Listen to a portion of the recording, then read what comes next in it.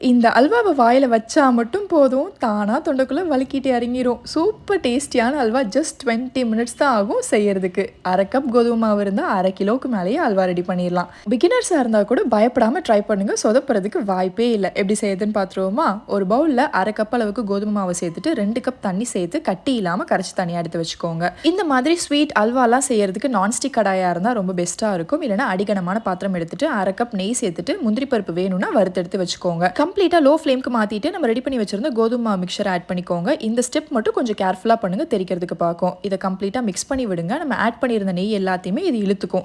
இந்த டைம்ல 1 கப் அளவுக்கு நான் சக்கரை சேர்த்துக்கிறேன். இது சட்டிலான டேஸ்ட்ல இருக்கும். உங்களுக்கு இனிப்பு அதிகமா வேணும்னா நீங்க கொஞ்சம் சக்கரை அதிகமா சேர்த்துக்கோங்க. அல்வாக்கு கலர் கொடுக்கறதுக்காக சுகரை கேரமலைஸ் பண்ண போறோம். 1/4 கப் சர்க்கரை ஒரு பேன்ல சேர்த்துட்டு இந்த மாதிரி மிக்ஸ் பண்ணி விட்டுட்டே இருந்தீங்கன்னா கலர் சேஞ்ச் ஆகி அழகா வந்துடும். இதை அப்படியே தூக்கி அல்வால கொட்டிடுங்க.